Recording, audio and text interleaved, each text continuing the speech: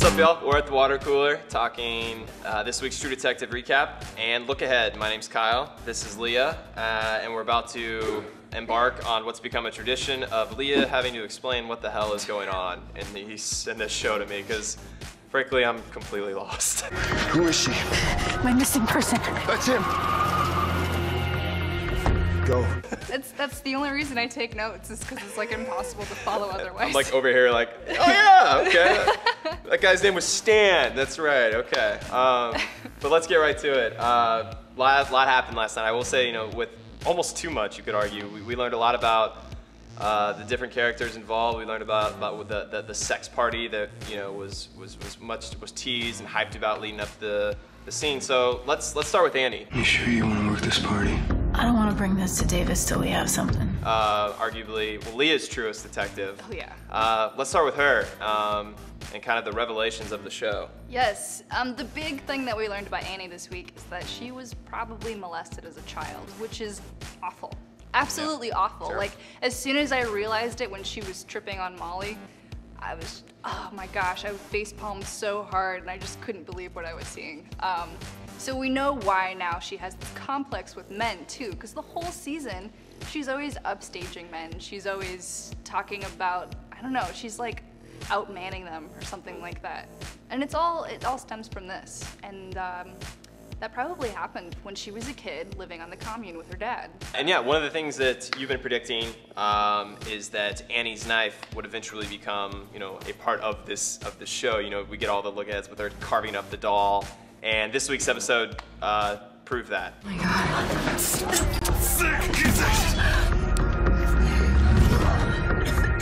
God. We saw her kill one and maybe two or maybe zero. I'm not exactly sure. But definitely one. But definitely one? Okay, yeah. So she got to work on slicing some people up. Yes. All while she was under the influence. On some really hardcore Molly. Yeah. I want to talk about the getaway car scene. Go. Whenever Paul, it dawns on him that I got this contract and all it has is a bunch of signatures. Really, dude? It's a contract. It's gonna have. What are we supposed to believe that that's like the leaders of California are all gathering in this? And Yeah, now... I think they're gonna use that contract to tie the wealthy men, some of which are at this party, Okay. to those plots of land that they've been kind of like nodding to throughout the season. Oh, okay. Yeah, there were so many people at that party, and I feel like it just furthers this idea that like it's so difficult to track who's involved, who we need to be paying attention to, like how many bad guys are in this season. This is so hard to keep track of. We are adding more bad guys and more plot lines, and somehow we're now adding historical significance with the LA riots. Yeah. Downtown Los Angeles is a war zone. We harken back to that in this episode as well, but whenever we realize that plays a major part in the origin story of the Blue Diamonds. Speaking of going back, let's go back to the very beginning of this episode. The anticlimactic, I would say, scene between Frank and Ray. Kind of impressed about how Frank talked his way out of that one, gotta say. He completely manipulated that situation, and I'm mad about it, because I wanted so badly to be able to say that Ray shot first. Oh. Wanted so badly, but yeah. we don't get that opportunity. Instead, we get to look at Ray and all of his anger bubbling up inside him, and then say, like, he didn't do anything. If I were him, I would have shot him. Yeah, I would have done something, given all the anguish that he's caused him. I will say, this last episode really focused on Vince Vaughn a lot, and I know that I've become like the Vince Vaughn critic. That's like my shtick on these recaps. But last night I bought in. I was in. I thought he was really good. Yeah. From the very beginning to the very end, I was really impressed. Yeah. I think Colin Farrell and Vince Vaughn both played that really nicely, actually. Vince Vaughn, you can just see kind of scene by scene after it's a blow by blow of him either losing the track of his investigation or continuing to lose, whatever path he has to legitimacy. You can see all the hope just kind of being drained out of Frank's face when he realizes there might not be an end for this. It might be completely over for him. He's gonna go OG again. Yeah, he's gonna have to go full on OG and just kiss whatever path to legitimacy he had goodbye. Okay, so let's look ahead a little bit. We don't really know anything for the most part. Yeah, we have We're still being introduced to people. We have like all these semi-plots and all these characters to keep track of. Like, for instance, this week, at the end of the episode, Annie has finally had her first investigative win. She found Vera. Yeah.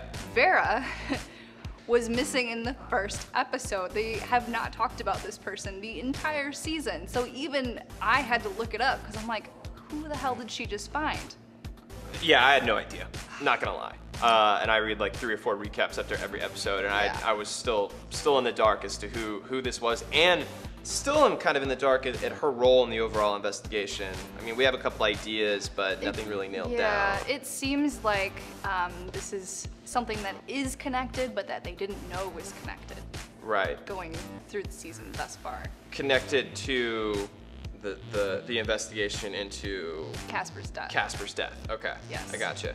I think one of the biggest criticisms of season 2 has been just how difficult it is to follow, and that's not a take that, you know, I don't think anybody is smart enough, not necessarily to follow, and I don't think it's the show trying to outwit anyone. I think it's the show is just lost in itself, and it's just confusing itself.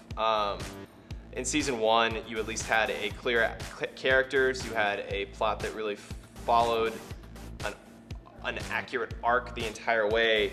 This season there really isn't an arc, it's more of just a zigzag of 2 opposite lines going the other way, and I mean, we'll see what they do in the last 2 episodes. Who knows if they can tie all the knots together, but I'm lost. Yeah, it's definitely difficult to watch. I mentioned earlier that like I have to take notes. That's something I don't like to do. I've been doing it for this segment. Yeah. And notes, people. Yeah. Notes. And I'd be lost otherwise. And I don't know, when I watch a TV show, I don't want to work to enjoy myself. I just want to sit there, be brain dead, and enjoy myself a little bit. And this is like impossible to do that, which is probably why it's getting such like convicting reviews this season.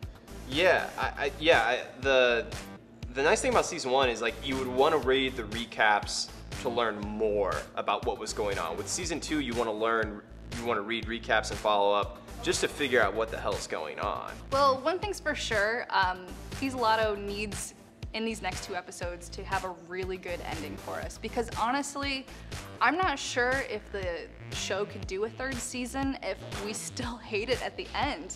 So enough complaining about what everybody's doing wrong and how awful everything is. Let's talk about people who actually did good detective work last night. Yeah. Let's start with our boy Paul. Yeah, Paul did a great job. He like did some legit detective work. He did his best Snake impression that From Metal Gear Solid, you mean? Yeah. Spit it out. And it was fantastic. He grabbed the guy from behind and he not so quietly took him out, and I really enjoyed that. It almost looked like Taylor Cliff was like auditioning for the role of Snake whenever that movie gets, or that video game gets optioned into a film. I don't know how admissible that contract that he just stole from the orgy will be in a court of law, but it certainly has some names on it. All right, and last part, our favorite running segment of this vidcast, and that is Who is the Truest Detective? I have a feeling your vote hasn't changed. Well, actually. Oh, okay.